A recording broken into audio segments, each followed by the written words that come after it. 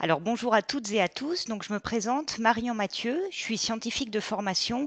Je travaille depuis 20 ans dans une association qui s'appelle Tous Chercheurs, qui est basée à Marseille et dont l'objectif en fait est de sensibiliser différents publics au métier de chercheur et à la démarche expérimentale en sciences. Et je m'occupe plus précisément du pôle association de patients. Donc j'accueille des personnes malades ou des proches de ces personnes pour des stages de mini-stages de recherche. Et depuis maintenant bientôt 5 ans, on porte ou on accompagne des projets de recherche participative avec des associations de patients. Et j'ai le plaisir de co-animer le e-rendez-vous d'aujourd'hui avec Brigitte Jolivet. Et je te laisse te présenter, Brigitte. Brigitte Jolivet, j'ai été présidente de l'Association française des intolérants au gluten pendant 25 ans. Je ne le suis plus depuis samedi, donc c'est très récent. Voilà, j'ai travaillé avec Marion et avec d'autres personnes pour monter une étude que je vais vous présenter tout à l'heure. Merci beaucoup. Donc là, l'idée, c'est pendant 55 minutes, vous parler de ce qu'est la recherche participative à partir d'exemples concrets de recherche auxquels on a participé. Et puis après, de garder un temps d'échange idéalement d'une demi-heure pour que vous nous fassiez vos retours d'expérience et que vous puissiez nous poser toutes les questions que vous souhaitez. Donc, mon diaporama, est-ce que vous me dites si vous ne le voyez pas? Donc, c'est C'est bon. parfait, Marion. Parfait, merci. Oui. Donc l'idée, c'était déjà, on vous a diffusé en fait un très court questionnaire en amont de ce e-rendez-vous pour essayer d'avoir un peu plus une idée de pour vous en fait avant ce e-rendez-vous, est-ce que vous aviez déjà entendu parler de recherche participative? Alors la majorité d'entre vous, donc 18 personnes qui ont répondu au questionnaire ont répondu oui. Seules 2 personnes n'avaient pas entendu parler. Ensuite, quand on commence à savoir un peu plus précisément, est-ce que vous seriez capable en fait de décrire de ça? Est-ce que vous avez l'impression de savoir exactement ce que sont les recherches participatives? Là, c'était un peu plus nuancé, environ un tiers, un tiers, un tiers, quoi. 6 personnes qui ont répondu oui, et puis les autres personnes, soit ont un doute sur ce que sont les recherches participatives, soit 5 personnes ont même répondu non.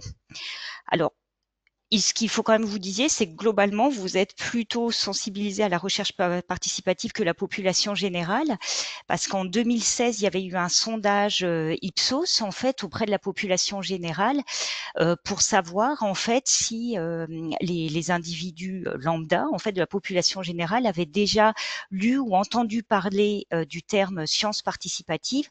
Et là, en gros, un tiers des répondants avaient déjà entendu parler de science participative. Donc c'est ce qui est représenté dans ces nuances de bleu-vert. Par contre, un tiers, mais savoir vraiment précisément de quoi il s'agit, seulement 4% des répondants. Je vous ai demandé aussi en amont quels mots vous venez en premier à l'esprit quand vous voyez le terme de recherche participative. Alors les mots qui sont le plus que vous avez le plus cités, c'est les mots de collaboration, de co-construction, de participation, d'implication. Après, des mots plus en lien avec les acteurs, les personnes qui vont être impliquées. Donc, vous m'avez cité patients, parents, associations, familles, malades, patients encore ici, professionnels de santé. Il y a des personnes qui ont dit que c'était un processus ou une démarche qui était complexe. Et puis, certains qui ont dit que ça servait aussi pour aider les spécialistes, en fait, de mettre en place ces recherches participatives. Et avec aussi, du coup, parmi les acteurs, cette idée d'impliquer plusieurs personnes d'horizons divers. Donc là, on est déjà plutôt bien sur ce que sont les recherches participatives. Je vais vous présenter juste rapidement quelques éléments de contexte. En fait, depuis une dizaine d'années, il y a plusieurs rapports qui ont été rédigés. Alors là, le rapport que je vous cite ici à droite, qui est le rapport de François Houllier, qui date de 2016, qui avait été rédigé suite à une sollicitation de l'Éducation nationale et du ministère de l'Enseignement supérieur et de la Recherche. Mais aussi, il existe d'autres rapports, là je les ai pas tous listés, qui peuvent émaner de demandes ou d'envies de la part d'associations. En fait, ce qui ressort de ces rapports, c'est que cette approche, cette démarche de recherche participative, c'est pas quelque chose qui est nouveau. En fait, c'est une approche qui est ancienne. On trouve même des exemples dans le XVIIe siècle avec des naturalistes qui incitaient des citoyens lambda à faire des collectes par exemple, pour du référencement en botanique. Mais ce qu'on voit, c'est que depuis une dizaine d'années, il y a vraiment une forte progression de ce type de recherche qui peut s'expliquer au moins en partie par le développement d'outils numériques avec des forums, des réseaux qui ont été mis en place, des sites par exemple participatifs, ce qui facilite la mise en relation des différents acteurs qu'on souhaite impliquer. Et là, on reviendra vraiment dessus avec les exemples qu'on vous présentera. Et c'est aussi cette montée en puissance, elle se fait aussi parce qu'il y a eu quand même des politiques publiques en matière de recherche et d'innovation qui incitent en fait au développement de ce type de recherche. On le verra aussi parce que par la suite, avec des exemples, il y a de plus en plus d'appels à projets, donc de possibilités de financement de ces recherches qui sont vraiment axées recherche participative. Donc à partir du moment où il y a des budgets qui sont alloués à ce type-là, cette façon de faire la recherche, ça va inciter des chercheurs et des co-chercheurs en fait à mettre en place ce type de recherche et à développer ça. Sur cette montée en puissance, je me suis amusée en fait à regarder sur un site qui s'appelle PubMed, je ne sais pas si vous connaissez, qui référence en fait toutes les publications en médecine qui sont faites à l'échelle mondiale. Et j'ai tapé, en fait, c'est un site qui donc qui est scientifique, médical et qui est en anglais. Donc j'ai tapé en fait le terme anglais pour ces sciences participatives et j'ai eu près de 4300 articles scientifiques qui sont référencés sur cette base de données et donc qui correspondent à des articles scientifiques dans lesquels en fait c'est une recherche participative qui est décrite. Vous voyez en fait ici un histogramme qui va regarder au fil des années. Donc là, le plus ancien papier référencé, c'est 1897. Vous voyez globalement peu de papiers et c'est depuis une dizaine d'années environ qu'on a vraiment une montée en puissance avec de plus en plus d'articles qui sont publiés et qui sont référencés. Et rien que sur l'année 2024, 525 articles scientifiques ont été publiés et référencés sur cette base de données et décrivent du coup une recherche participative. Alors c'est bien, on voit cette montée en puissance, mais il faut quand même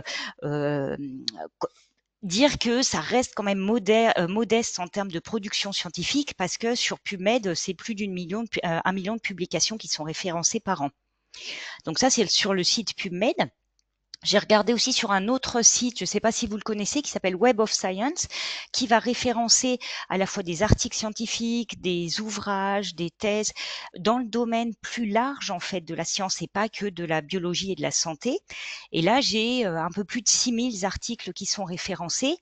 Et sur ce site-là, on peut regarder les sous-thèmes en fait associés à ces articles qui sont référencés. Alors là, vous le voyez, c'est peut-être pas forcément très lisible, mais pour beaucoup de ces articles qui sont référencés, c'est plutôt dans le domaine de l'environnement, de l'écologie, du développement durable. Donc c'est vraiment un champ où je pense qu'ils ont peut-être une dizaine d'années d'avance par rapport au champ de la médecine et de la biologie plus fondamentale en termes de recherche participative.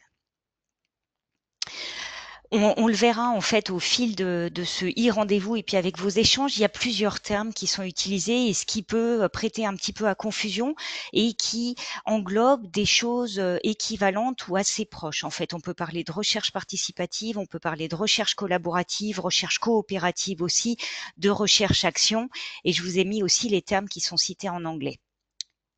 Concrètement, alors du coup, qu'est-ce que la recherche participative, même si pour certains d'entre vous, vous savez déjà bien ce que c'est. Dans le rapport que je vous ai cité juste avant, le rapport Houillet, en fait, c'était décrit comme des formes de production de connaissances scientifiques auxquelles des acteurs non scientifiques ou des professionnels, qu'il s'agisse d'individus ou de groupes, participent de façon active ou délibérée.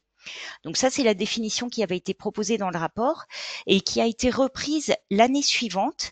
En fait, il y a une charte des sciences et recherches participatives qui a été rédigé en 2017, co-signé par tous les organismes de recherche académiques, notamment l'INSERM, l'Institut national de santé et recherche médicale, le CNRS, donc les grands instituts, l'INRAE, etc., les grands instituts de recherche académique ont choisi comme définition, vous verrez, quasi mot à mot, c'était la définition du rapport Houllier avec juste quelques nuances. Les sciences et recherches participatives sont des formes de production de connaissances scientifiques auxquelles participent, aux côtés des chercheurs, donc ça a été rajouté, des acteurs de la société civile, à titre individuel ou collectif, de façon active et délibérée. Donc là, dans les mots-clés que vous m'aviez dit, il y avait quand même cette notion-là de partenariat, collaboration, construction, et vous m'avez cité des acteurs, des patients, des associations, des parents, des familles qui peuvent participer. Et effectivement, il y a toute une diversité d'acteurs, en fait, aux côtés de chercheurs, d'enseignants-chercheurs ou de professionnels de la recherche qui vont participer à ces sciences participatives. Donc, ça va impliquer une grande diversité d'acteurs qui peuvent intervenir à titre individuel ou collectif. Dans le cas des recherches participatives sur la biodiversité, sur l'écologie, l'environnement, sont souvent des gens qui sont passionnés. À Marseille, par exemple, il y a une recherche avec des plongeurs qui vont essayer d'évaluer, de recenser l'état des fonds marins. Il peut y avoir des amateurs de papillons, d'oiseaux qui vont être mobilisés. Ça peut être aussi des élèves, des étudiants, des enseignants qui peuvent être mobilisés, des professionnels de santé. Nous, à Tous Chercheurs, on a un projet avec des agriculteurs. Et nous, ce qui va nous intéresser plus particulièrement dans le cadre de cet e-rendez-vous, on peut avoir comme acteurs mobilisés des personnes directement concernées, des patients ou des associations de patients, par exemple. L'intérêt de ces recherches participatives, c'est vraiment de mêler une expertise à la fois scientifique et une expertise citoyenne avec, par exemple, toutes les recherches qui impliquent des patients ou des associations de patients, toute cette expérience du vivre avec la maladie qui est extrêmement précieux. Et ces recherches, elles permettent souvent, en fait, de mieux répondre à des enjeux de société avec une recherche qui est vraiment au plus près des attentes et des besoins de la société. Et c'est en ce sens que ces recherches participatives, on peut aussi les qualifier de recherche-action participative, parce que l'objectif de ces recherches participatives qui impliquent des citoyens, c'est vraiment de conduire en fait que les données qui sont issues de ces recherches conduisent à améliorer le quotidien, conduire à des actions concrètes au niveau du terrain à partir des besoins qui ont été remontés. Et l'idée aussi, l'intérêt de ces recherches, c'est vraiment de renforcer le lien entre la science, les scientifiques et la société, avec l'idée de sensibiliser plus largement et d'impliquer cette société civile, en fait ces citoyens, dans cette démarche scientifique et de les sensibiliser au fonctionnement de la recherche et aux contraintes associées à la recherche. Avec du coup 2 éléments clés. En fait, l'idée, ce sont des recherches qui doivent être faites avec la même rigueur que des recherches non participatives. Donc l'idée de ces recherches, c'est vraiment de participer à la production des savoirs et à l'innovation, tout en favorisant et en vraiment enrichissant ces interactions entre les scientifiques et la société. On a commencé déjà à le voir et vous verrez avec les exemples, en fait, dans ces recherches participatives, il y en a énormément et se développe de plus en plus. Elles peuvent être réalisées dans des domaines différents. On a vu l'écologie, ça peut être en sciences humaines et sociales, ça peut être en recherche clinique. On verra un peu de ces différentes nuances au fur et à mesure. L'objet de ces recherches, la question de recherche, elle peut varier énormément en fonction des domaines en fait qui sont explorés. Les dispositifs qui vont être mis en œuvre et le niveau d'implication, ça peut être aussi très variable et on illustrera avec différents exemples et vous verrez les différents niveaux d'implication. Et puis le type d'acteur et le type de production, à quoi servent ces recherches? Est-ce que ça va être des publications scientifiques? Est-ce que c'est développer des outils? Est-ce que c'est améliorer le quotidien de personnes? Tout ça, en fait, ça peut être extrêmement variable selon la construction, en fait, comment ont été conçues ces recherches participatives. Alors, si vous avez des questions, n'hésitez pas à le poser en fait dans la fenêtre chat. On les abordera de toute façon dans la dernière partie de cette intervention. Si on regarde maintenant plus précisément, en fait, ce qui vous intéresse et ce qui nous intéresse dans le cadre de cet e-rendez-vous, les sciences et recherches participatives avec les associations de patients ou les patients. Ce qui est en train de s'opérer dans le cadre de la recherche, c'est aussi ce qui se fait dans d'autres domaines. On a vu une montée de puissance de l'implication des patients dans le soin, et notamment avec 2 lois assez emblématiques, la loi de Kouchner du 4 mars 2002, qui vraiment insiste sur la nécessité de prendre en compte l'autonomie du patient dans ses choix concernant sa propre santé, mais aussi la loi HPST de 2009, avec par exemple l'implication de patients dans des programmes d'éducation thérapeutique du patient, des patients partenaires qui accompagnent et qui jouent un rôle dans le soin. Et ben en fait, on voit la même chose qui se met en place dans le cadre de la recherche. Alors, dans le cadre de la recherche clinique, par exemple, je ne sais pas si vous êtes tous familiers avec cette notion de recherche clinique, mais les recherches cliniques, ça va être un type de recherche qui vise vraiment à améliorer, qui implique comme participant à la recherche des êtres humains et qui vise vraiment à améliorer directement la prise en soin de ces personnes-là. Donc, parmi la recherche clinique, il y a tout ce qui est essais cliniques où on va essayer de tester des médicaments candidats, voir l'efficacité de ces traitements-là. Dans le cadre de la recherche clinique, on a de plus en plus des démarches de recherche participative. Mais la recherche participative ne se fait pas que dans le champ de la recherche clinique, ça se fait aussi plus globalement dans les autres domaines de la recherche. Il y a un cadre théorique sur cette implication, ce continuum de l'implication des patients, et notamment au Canada, parce qu'ils ont quand même pas mal d'années d'avance par rapport à nous en termes d'implication des patients.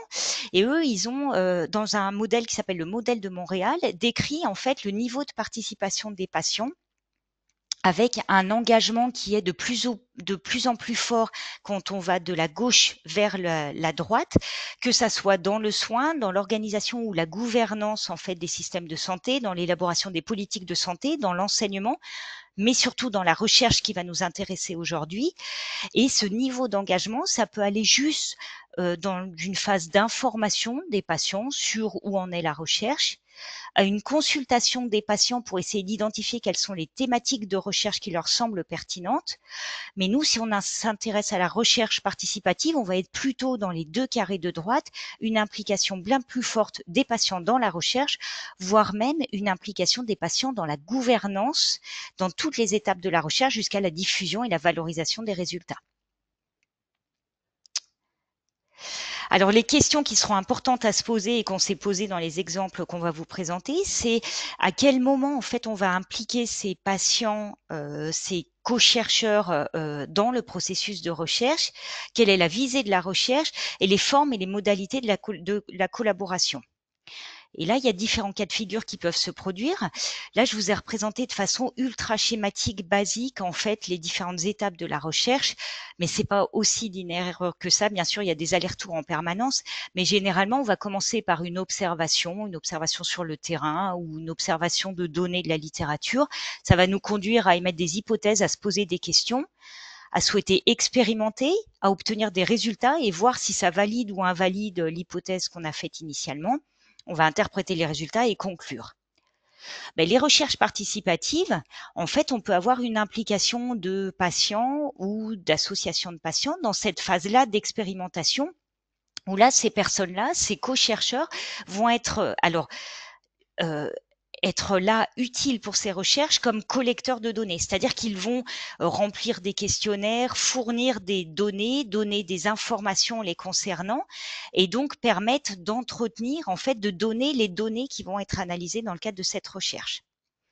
Quel est l'intérêt en fait de mettre en place cette démarche participative en impliquant les patients dans cette phase de collecte de données? Généralement, par le biais, je vous donnerai des exemples de plateformes en fait de recherche participative ou collaborative.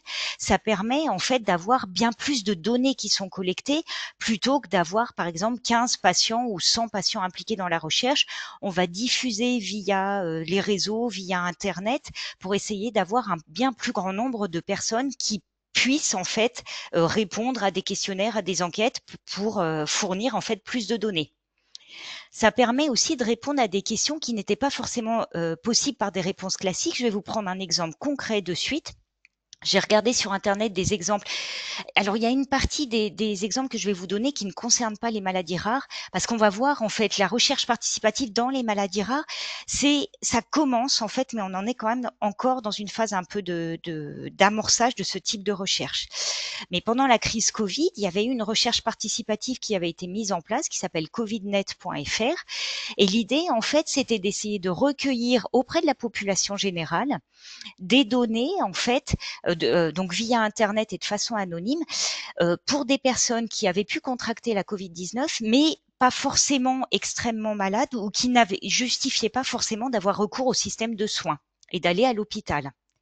L'intérêt d'avoir cette démarche de recherche participative, c'est qu'en fait, ces patients-là, si la recherche, on la montait que par des médecins à l'hôpital et qui allaient collecter les données auprès de patients qui vont à l'hôpital, ben forcément, on ne peut étudier que les symptômes de la Covid-19 chez les patients qui viennent à l'hôpital. Donc l'idée d'avoir cette démarche participative en diffusant via un site internet, ça permet de collecter des informations auprès de populations auxquelles on n'aurait pas accès en fait. Et du coup, cette recherche en fait, c'était par le biais d'un court questionnaire en lien avec la santé que idéalement les participants à cette recherche acceptaient de remplir au moins une fois par semaine.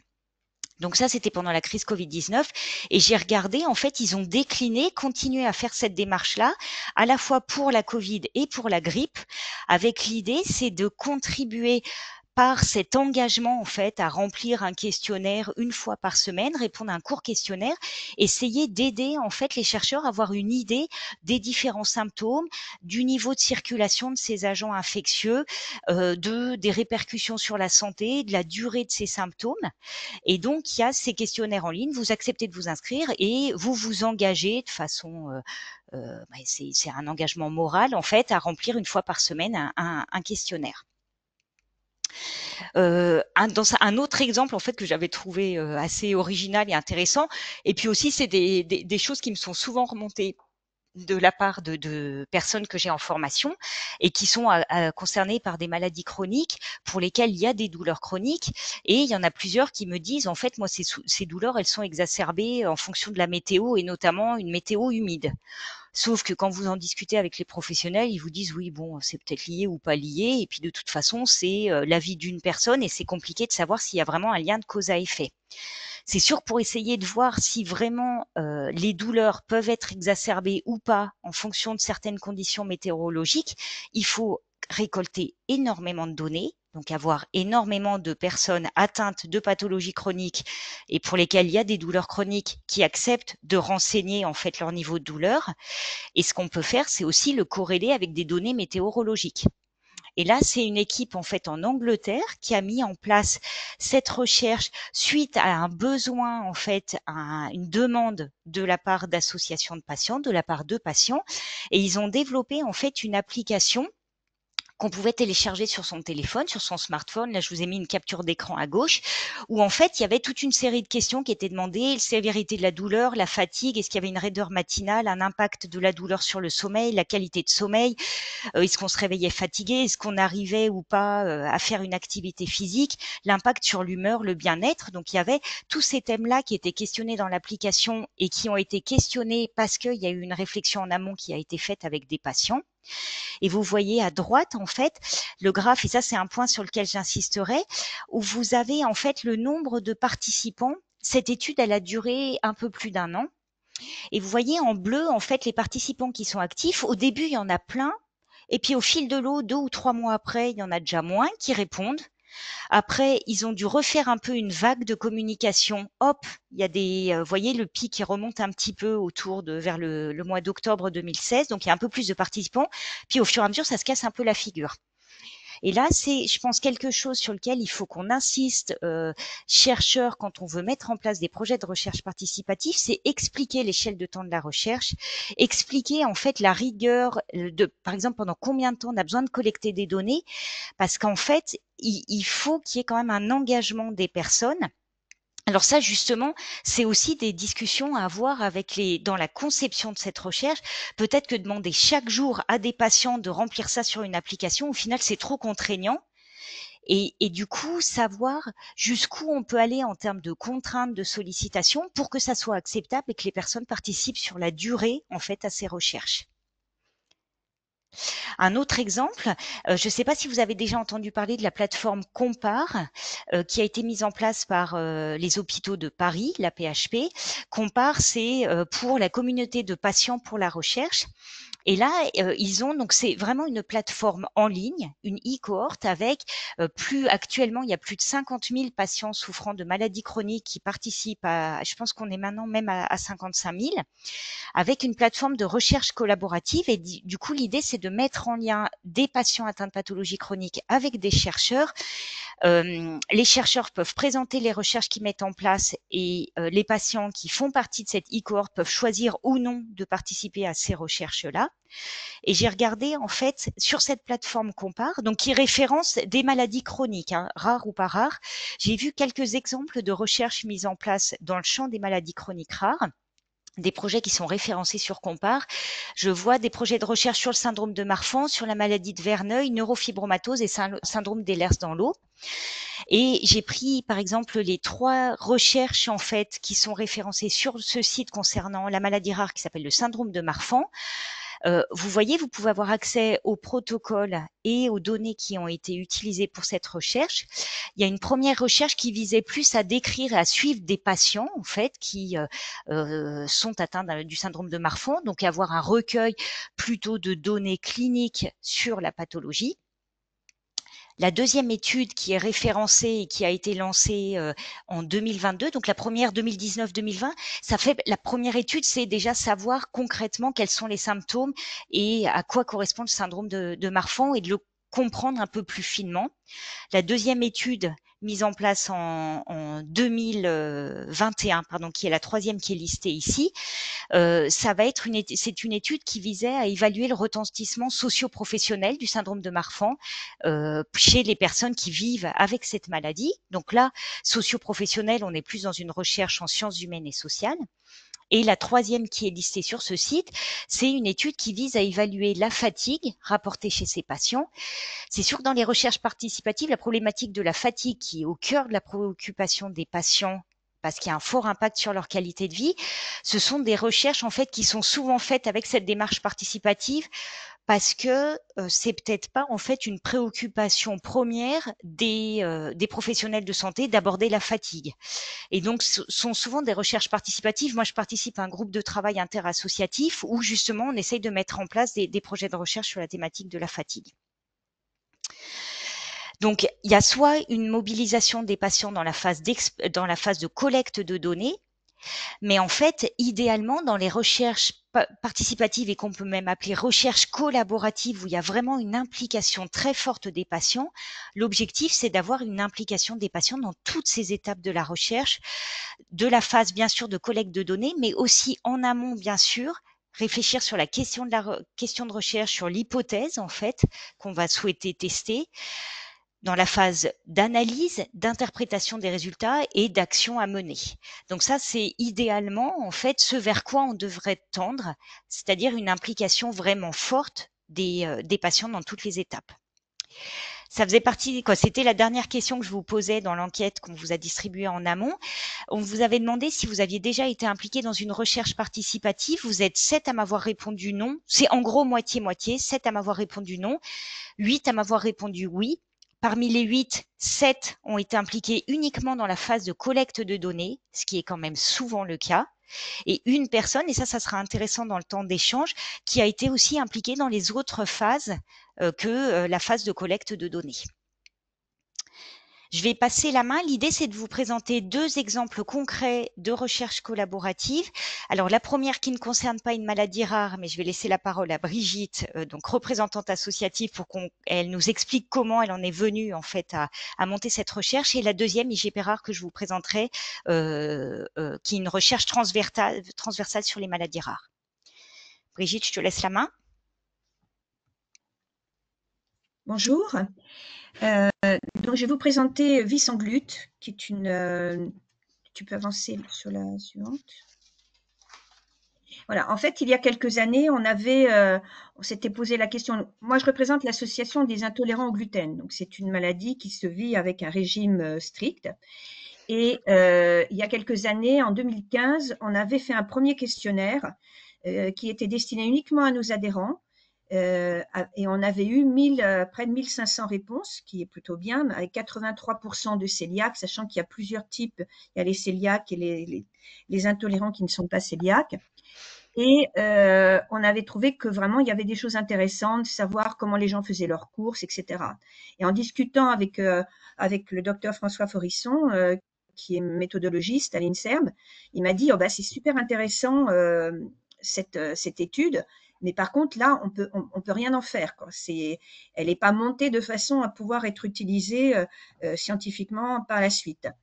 Donc, on a avec donc François qui est méthodologiste et Bérangère Salibasser qui est ingénieure statisticienne au CNRS, en partenariat avec son laboratoire, on a pu, et tous chercheurs, on a pu monter cette étude.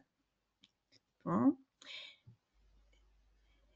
Voilà, donc on l'a en collaboration.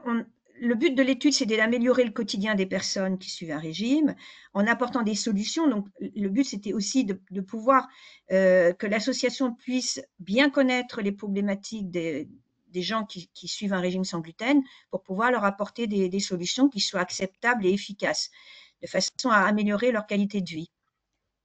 Donc, tu peux passer à la suite. Pour cela, on a commencé par composer un comité scientifique dans lequel il y avait évidemment la statisticienne du CNRS, le méthodologiste, mais aussi une immunologiste de l'INSERM et deux professeurs de notre comité médical, un gastro et un gastropédiatre, ainsi qu'un malade adulte et un parent d'enfant cœliaque, ce qui a permis d'avoir vraiment quelque chose d'assez diversifié. Donc, le questionnaire avait 7 volets. C'était totalement anonyme. Ça, c'était très important. Et surtout, on a monté avec François tout un dossier de demande d'avis au comité d'éthique d'Aix-Marseille Université pour pouvoir justement par la suite pouvoir éditer des articles scientifiques. Donc là, on a fait une large diffusion sur le lancement de l'étude pendant plusieurs mois. On a sur les réseaux sociaux, on a dans les médias, on a fait des affiches, on a aussi travaillé avec nos partenaires, avec tous azimuts, de façon ce qu'on voulait, c'était sortir du cadre de l'association de façon à avoir des avis de gens qui ne connaissent peut-être pas l'association et savoir aussi ce qu'ils attendent. Donc ça a duré 3 mois et on a fait plusieurs relances de façon à pouvoir avoir un maximum de réponses. Donc les thèmes étaient classiques, profil individuel, et puis après on a recherché leur parcours diagnostique, comment ils vivaient avec la maladie, quelles étaient leurs difficultés, de façon à pouvoir leur apporter des réponses. Ensuite. Donc, le lancement du questionnaire a été fait en décembre 2021 jusqu'au mois de mars. Ça a duré plusieurs mois avec plusieurs relances. D'ailleurs, on voit sur le graphique le moment aussi, comme on a vu avec Marion tout à l'heure, le moment des relances. C'était un questionnaire qui était très long puisqu'il fallait 20 à 25 minutes pour le remplir, mais il y avait la possibilité de le faire en plusieurs fois. C'est-à-dire qu'on pouvait s'arrêter et reprendre sans être obligé de reprendre au tout début. Ça, c'était important. Quand on n'a pas beaucoup de temps, on pouvait le faire en plusieurs fois. On a eu 2372 questionnaires reçus et on a pu travailler avec 1776 qui étaient totalement, complètement remplis et donc exploitables. Donc les freins, les difficultés, d'abord, il fallait qu'on sélectionne les destinataires de l'étude. Donc on s'est dit, on va sélectionner, ce qui nous intéresse, c'est d'avoir les réponses de personnes qui suivent un régime sans gluten, quelle qu'en soit la cause, de savoir quelle en est la cause, comment ils sont arrivés, comment ils ont été diagnostiqués, comment ils le vivent. On a travaillé avec des cliniciens aussi parce qu'eux aussi se posent des questions. Il était important de pouvoir inclure les questions que se posent les cliniciens dans le questionnaire de façon à pouvoir leur apporter des réponses. On a invité des chercheurs, biologistes, psychologues, diététiciens, de façon à avoir vraiment tous les partenaires scientifiques qui s'intéressent à ces pathologies. On avait des partenaires industriels parce que c'est une maladie un peu particulière, on travaille avec des industriels aussi, et les instances gouvernementales et la CNAM. On a aussi contacté pour savoir, comme il y a une partie remboursée, quelles étaient les questions qui pouvaient se poser. Donc, on a monté ce comité scientifique et puis le dossier au comité d'éthique. Voilà, ça a pris 2 ans de préparation. Voilà, on est à 2 ans pour préparer les questionnaires avec tout le monde, de façon à avoir vraiment un questionnaire. On a beaucoup travaillé avec la statisticienne pour avoir un questionnaire qui soit facile à remplir et surtout qui réponde à toutes les questions, que les gens ne soient pas perdus dans ce questionnaire. C'était vraiment important. Donc, ça a pris 2 ans de préparation. Voilà. Alors, les leviers et points forts, c'était impossible pour l'association de mettre en Ah place un pardon. tel projet toute seule. Ah oui, non, pardon. Non, non, excuse-moi, j'ai cru que Non, c'est bon. j'avais passé une diapo. Vas-y. Ah non, c'est bon. Donc, c'était impossible pour l'association de mettre en place un tel projet tout seul. C'était irréalisable. On avait vraiment besoin d'avoir des partenaires. Donc, la collaboration avec François Forisson, qui est médecin et méthodologiste, c'était très important. Les formations de tous chercheurs nous ont aussi aidés à monter le projet. Et puis, la participation, le partenariat qu'on a eu avec le laboratoire HADES et la statisticienne était aussi hyper important parce que on a vraiment besoin d'avoir des professionnels pour monter ce type de questionnaire. Voilà. Et il fallait évidemment, comme on a travaillé pendant 2 ans ensemble, donc François Bérengère et moi, il fallait effectivement qu'on s'entende bien et qu'il y ait une bonne coordination. Et c'est ce qui a été le cas tout au long de cette étude. Et puis, il fallait aussi mettre en place une campagne de communication qui soit vraiment de façon à faire connaître l'étude et sortir uniquement de l'association pour aller chercher les gens qui sont touchés par ces pathologies et qui ne connaissent peut-être pas l'association. Suivante. Voilà, aujourd'hui, cette étude est une source importante de données pour l'association. Ça nous permet d'aboutir à des recommandations. Ça a permis aux scientifiques aussi de mieux comprendre comment les gens étaient arrivés au diagnostic et quelles étaient les difficultés qu'ils avaient pu rencontrer. Et puis, ça nous permet, grâce à l'avis favorable que l'on a obtenu du comité d'éthique, de pouvoir travailler sur des articles médicaux. Donc, il y en a qui sont en cours et qui pourront être édités dans des journaux scientifiques. La suivante. Voilà, on a édité un guide pour les patients, pour le public qui est téléchargeable sur notre site internet, dans lequel on a mis une grande partie des résultats. On a mis aussi pas mal de témoignages parce que on a eu énormément de témoignages. On en a eu, je sais plus, près de 5000. Il a fallu faire du tri, travailler là-dessus. Et on a ressorti des témoignages parce que c'était important c'est pas 5000, c'est 500, excusez-moi. C'était important de pouvoir faire parler les gens, qui puissent s'exprimer. Et à côté, dans ce guide, on met aussi des solutions, ce que peut proposer l'association pour aider les patients dans leurs difficultés. Voilà, je vous remercie. C'est tout. Alors un grand merci Brigitte et puis on pourra du coup échanger avec les participants pour la suite. Là sur ce premier bel exemple en fait de recherche collaborative où initialement la demande, le besoin est venu vraiment de votre association avec des données qui étaient difficilement exploitables en fait et du coup une deuxième étude qui a été faite avec un accompagnement très étroit avec des chercheurs pour aboutir vraiment à des données qui puissent être valorisées, exploitées de façon bien plus large par votre association et communiquées aussi auprès de la communauté scientifique et médicale. Le deuxième exemple que je vais vous présenter, et là je suis aussi contente que comme modératrice, il y ait Isabelle Marchetti qui pourra faire son retour d'expérience sur ce projet-là, vu que tu as été impliquée dans cette recherche. Alors c'est une recherche dans le champ des maladies rares qui s'appelle IGP rare. Le sigle, c'est pour information génétique de la parentèle dans les maladies rares. C'est une recherche qu'on a qualifiée de recherche-action collaborative. Alors, qu'est-ce qui nous a motivés initialement à lancer cette recherche, à initier cette recherche? C'est de nombreux témoignages que j'ai eus de personnes directement concernées par une maladie génétique rare héréditaire, qui venaient soit en stage à tous chercheurs, c'est l'image que vous voyez à gauche, soit des formations que j'avais co-animées avec une généticienne qui s'appelle le docteur Malzac pour l'INSERM sur les tests génétiques et le séquençage au débit.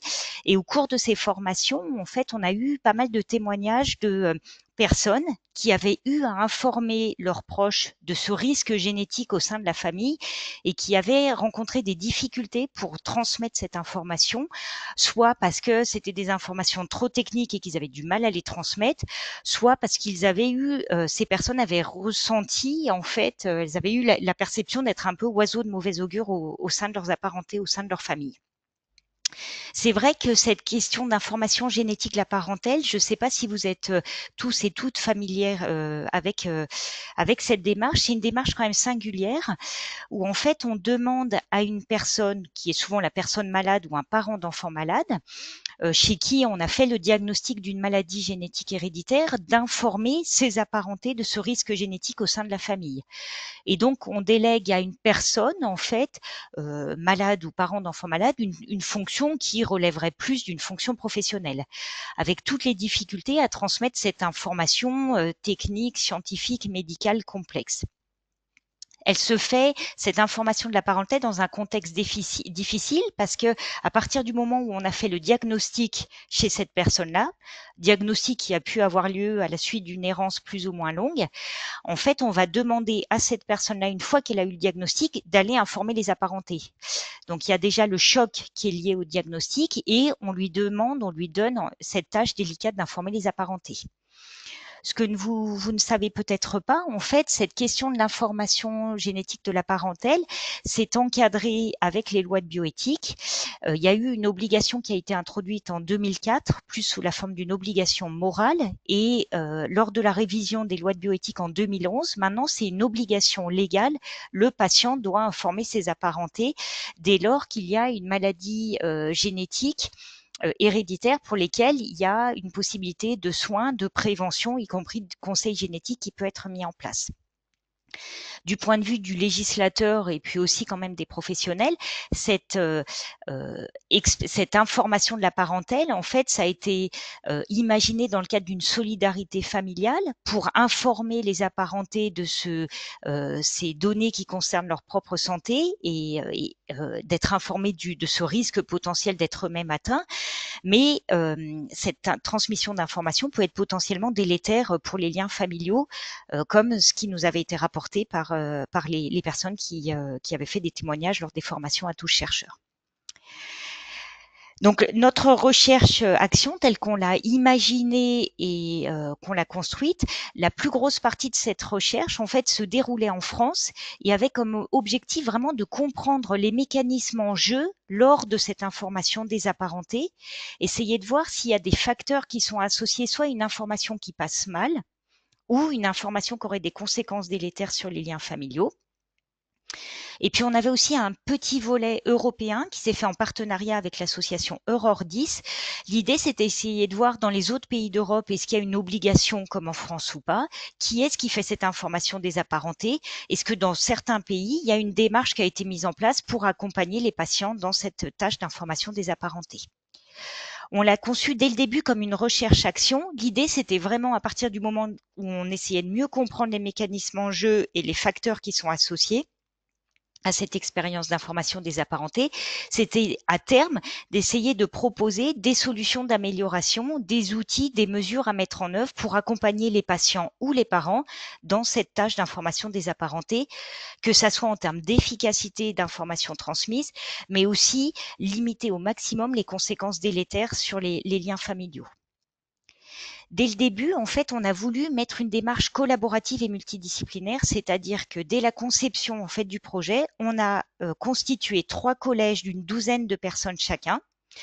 Un collège d'associations de patients et de patients constitué d'une douzaine d'associations de malades, dont l'association Valentin Impact à laquelle que préside Isabelle.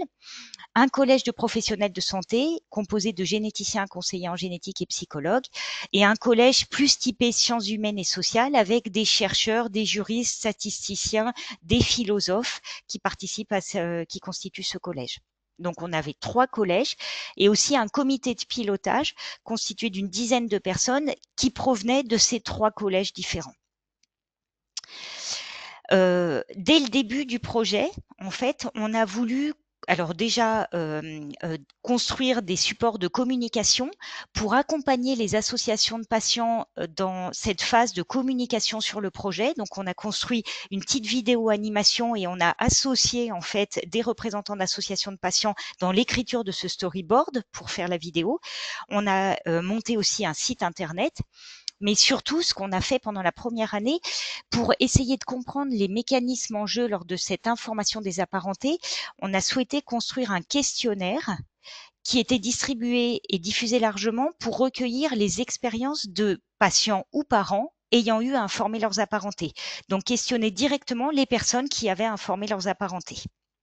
Je vais vous détailler comment on a construit ce questionnaire, mais rapidement, en fait, donc il nous a fallu 1 an pour construire ce questionnaire. Un peu comme ce que dit Brigitte, vous avez l'impression qu'un questionnaire, naïvement, on peut croire que ça se fait en 1 ou 2 mois. Si on veut vraiment collecter des données riches et qui puissent être exploitées et améliorer après des choses, il faut quand même un temps de maturation et de réflexion du questionnaire assez long. Là, il nous a fallu 3 ans. On a choisi de travailler en atelier, alors initialement séparés, chaque collège de son côté. On a souhaité travailler en ateliers séparés pour qu'il n'y ait pas des inhibitions de parole, par exemple que les représentants d'associations de patients ne soient pas intimidés par les professionnels de santé et que vraiment toutes les idées puissent sortir.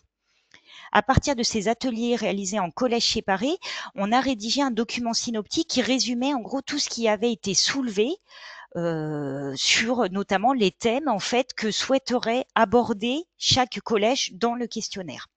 Ce document-là, on l'a soumis en fait à chaque membre de ces 3 collèges qui ont donc pu prendre connaissance des thèmes que souhaitaient explorer les 2 autres collèges. Ensuite, on a organisé un atelier en collège mélangé avec des discussions et des justifications. Pourquoi est-ce que typiquement le collège association de patients souhaitait explorer l'annonce initiale qui avait été faite avec comme idée que cette annonce initiale pouvait peut-être impacter la façon dont la personne après allait en parler à ses apparentés. Alors que les professionnels de santé étaient plus réticents pour aborder l'annonce initiale en pensant que c'était 2 choses différentes et ce qui risquait de prêter à confusion. Donc il y a eu en fait des temps d'échange, d'argumentation qui ont été faits dans ces temps d'ateliers organisés en mixte, ce qui a conduit à aboutir à une première série de questions. Il y en avait bien plus que les questions qu'on pouvait de façon convenable mettre dans un questionnaire. Et donc, on a demandé à chaque individu de chacun des collèges, donc de façon séparée, ce qui fait au final une quarantaine de personnes, d'évaluer en termes de pertinence à la fois sur le fond et sur la forme. Est-ce que ces questions étaient bien formulées? Est-ce que ces questions étaient pertinentes ou pas?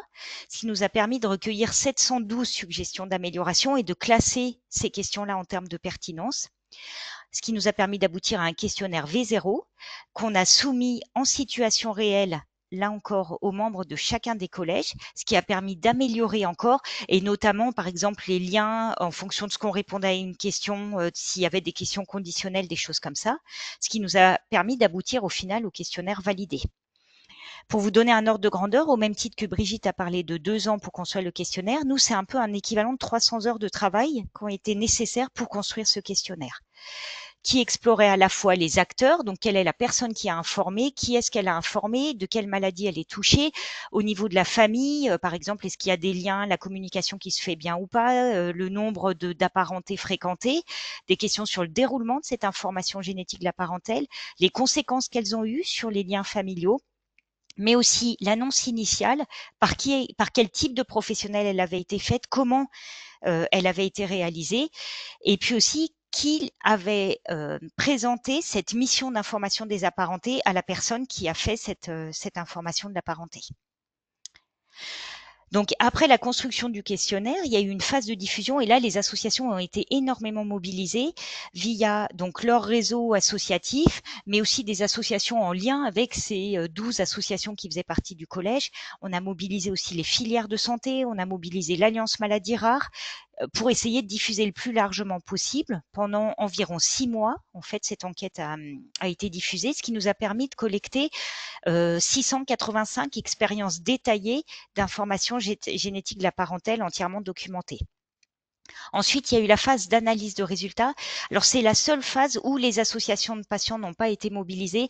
Là, c'est quasi exclusivement la généticienne et le méthodologiste, alors qui se trouvent être Bérangère Salibasser et François Forisson, dont a parlé Brigitte juste avant, qui ont été mobilisés dans cette phase-là, parce que là, c'est extrêmement technique et il faut vraiment une expertise en méthodologie.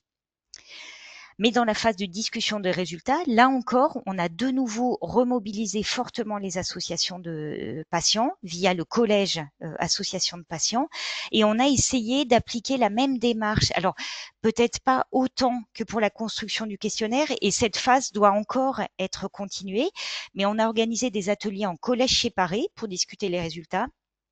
Et ensuite, 2 journées entières où on a mélangé en fait les membres de ces différents collèges pour discuter les résultats, voir comment ils analysaient et les pistes d'amélioration ou les mesures en fait auxquelles qui émergeaient en fait de cette discussion des résultats. Et puis vient ensuite la phase de valorisation des résultats. Donc là, actuellement, on est encore en train de faire ces 2 phases-là. Et sur le même principe que ce qu'a présenté Brigitte, sur la valorisation, et ça, je pense que c'est essentiel quand on met en place des recherches participatives. Alors, s'il y a des chercheurs, bien sûr, ils vont vouloir valoriser via des publications scientifiques, des communications orales et des posters.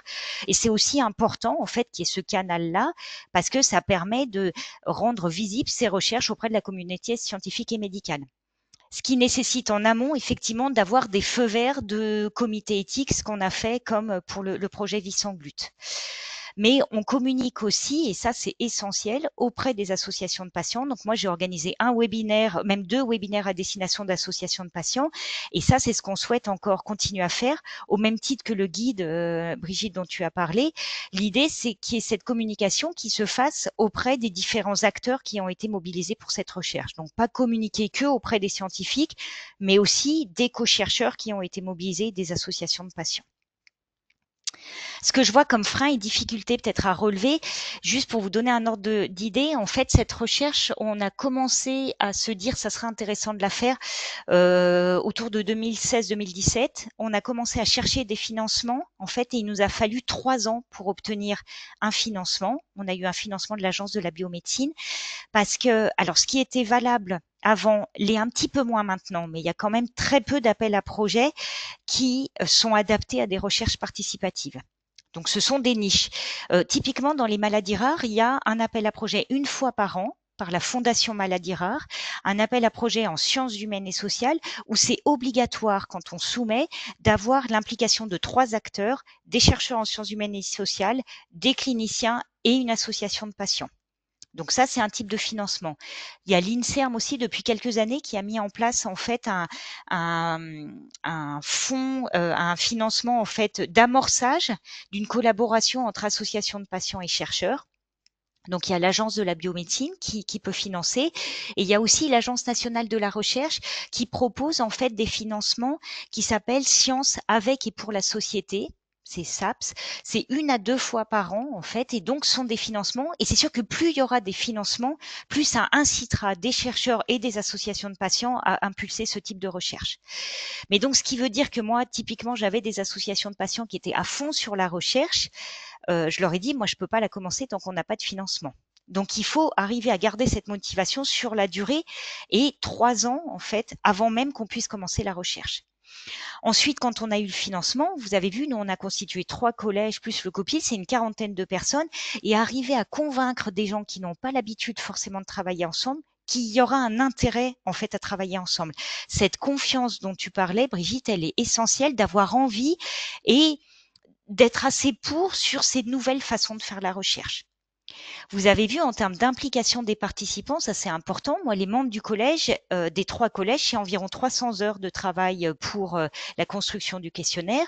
Alors après, il y a des phases où ils étaient moins mobilisés. Par exemple, la phase de diffusion, c'est le collège association de patients qui a été mobilisé, mais on laissait tranquille, en gros, le collège sciences humaines et sociales et professionnels de santé, avec des contraintes qui peuvent être variables et fluctuer dans le temps. Et il faut être conscient de ces difficultés qu'on peut avoir.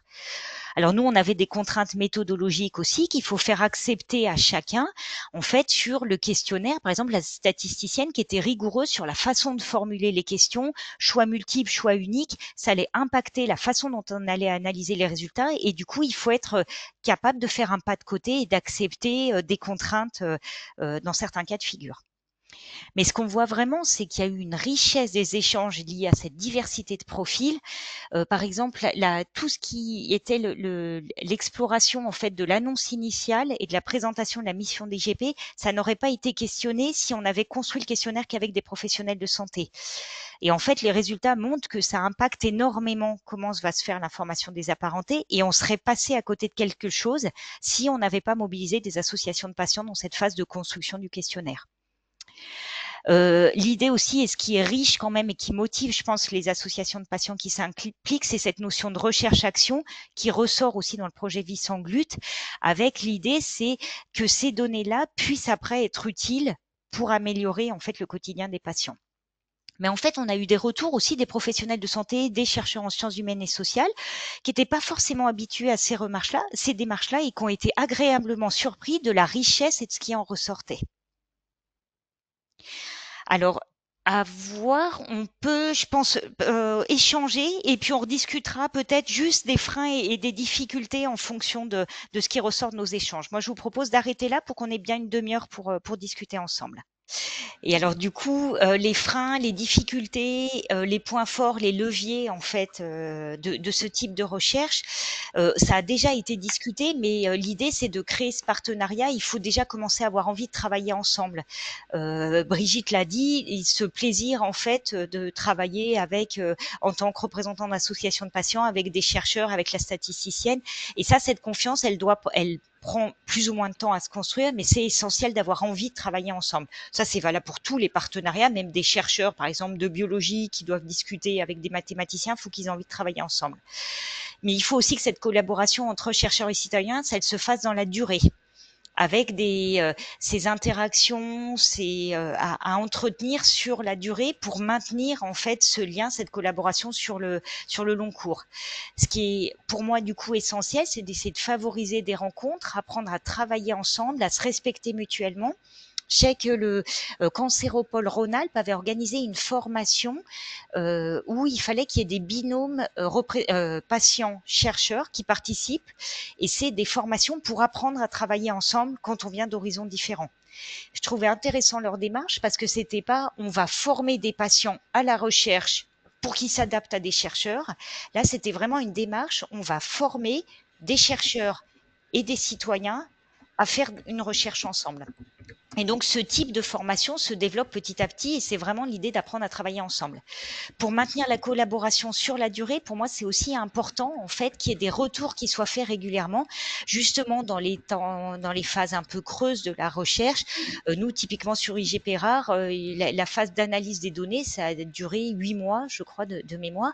Pendant 8 mois, en fait, il faut tenir informés les autres acteurs qui sont pas impliqués dans cette phase, qu'on n'est pas en train de se tourner les pouces, mais qu'ils ne sont pas mobilisés sur cette phase, mais qu'on continue à faire avancer la recherche. Il faut idéalement essayer de dépasser la simple production participative de données et associer les patients non pas seulement que dans la phase de collecte des données, mais aussi dans la question initiale et dans la phase d'analyse et de valorisation des résultats. C'est ce qu'on a essayé de vous présenter avec les 2 projets Vie sans gluten et IGP rare. Et du coup, ça demande en fait en amont de la recherche d'essayer de bien construire ensemble la question de recherche, qu'elle soit partagée et acceptée par tout le monde, comprendre ce qu'on va faire et comment on va le faire pour que ça soit accepté par tous sur la durée. Les risques, les freins, les points de vigilance, ça nécessite une durée d'investissement de plusieurs mois, années, et c'est important en fait, et ça peut être déstabilisant. Je vous ai dit, par exemple, pour des recherches qui vont nécessiter en fait de remplir des questionnaires toutes les semaines ou tous les mois, le problème c'est qu'il ne faut pas qu'il y ait une baisse de motivation, soit des personnes qui vont compléter le questionnaire, soit les chercheurs qui vont changer de sujet, mais que les gens s'investissent sur la durée. Le problème de financement, je l'ai déjà abordé, même si c'est en train de changer. C'était un problème il y a une dizaine d'années. Maintenant, il y a de plus en plus de projets dans le champ des maladies rares, via la Fondation Maladies Rares. Par exemple, il y a une fois par an un appel à projet vraiment axé sciences et recherche participative en sciences humaines et sociales. Je vous ai parlé aussi du fonds d'amorçage de l'INSERM, mais donc et de l'Agence nationale de recherche qui a un financement dédié aux sciences participatives. Il y a aussi un changement culturel qui doit s'opérer. Je vous ai dit, au Canada, ils ont quand même bien plus d'avance. Dans certains domaines, par exemple dans le champ du sida, ça fait depuis 20 ou 30 ans qu'ils font des recherches collaboratives. Dans le champ des maladies rares, ça arrive un peu plus tard, mais c'est aussi en train de se développer. Il y a toute une culture à acquérir, en fait, à la fois en termes de vocabulaire, de méthodologie, et du coup prendre conscience, en fait, de ces formations ou de cette culture à acquérir en fonction des acteurs que vous mobilisez. Le partage des données qui a été abordé par Brigitte, c'est être clair en fait dès le départ quand on monte ce type de recherche à qui appartiennent les données et comment elles vont être valorisées et par quels acteurs. Aussi la question de sécurité, de confidentialité des données qui peuvent être éventuellement un frein de la part des associations de patients, mais du coup il faut être clair et transparent sur ces aspects-là avant d'initier la recherche. Sur les modalités de valorisation, avec les exemples qu'on vous a présentés, c'est aussi important d'y réfléchir avant de lancer le projet, d'avoir une valorisation, par exemple, si la recherche émane vraiment d'une volonté de la part de l'association de patients, pas oublier que pour qu'il y ait une valorisation aussi au sein de la communauté scientifique et médicale, il faut en amont un avis favorable d'un comité éthique, sinon ça va être très compliqué de publier. Et donc ça veut dire que c'est des dossiers et des accords à demander avant même de lancer la recherche. Très compliqué, une fois la recherche faite, d'avoir ces accords-là. Et puis, pas négliger non plus la valorisation via les canaux associatifs. Brigitte a présenté l'exemple du guide. Nous, ce sont des outils qu'on aimerait à terme mettre à disposition des patients et des professionnels pour accompagner dans cette tâche d'information des apparentés. Et être conscient qu'il peut y avoir des besoins et des attentes différentes selon les acteurs qui sont mobilisés. Avec la problématique de la pesanteur administrative pour l'octroi du financement, je vous ai dit, il nous a fallu 3 ans pour en avoir un. Comité d'éthique, c'est des dossiers qui peuvent être assez lourds. Le statut, la question du statut de l'association comme partenaire dans les financements, on peut rarement dédommager l'association, mais ça aussi, ça va peut-être changer. Des lourdeurs aussi, par exemple, pour écrire, publier et faire accepter un article scientifique. Et donc ça, il faut sensibiliser, initier les différents acteurs à toutes ces lourdeurs, en fait, qui peuvent être frustrantes, mais qui sont inhérentes à la recherche. Et enfin, la durée d'investissement. Donc, je vous ai dit en fait les différents leviers qu'on peut voir. Sur les freins de vocabulaire, méthodologie, on peut mettre en place des formations, comme ce qu'on fait à tous chercheurs. Partage de données, confidentialité, sécurité des données, c'est des points de vigilance à prendre en compte et en amont de la recherche. On se pose pas la question une fois les données collectées. Et vraiment essayer de trouver des modalités de valorisation qui conviennent à tous et récompenser, valoriser l'engagement en fait des différents acteurs avec le plus de canaux de diffusion en fait pour valoriser ces recherches. Et ce qui me semble aussi important, c'est de montrer vraiment ce qui a permis de faire cette recherche en ayant cette démarche participative qui n'aurait pas pu être possible si on n'avait pas eu cette démarche participative.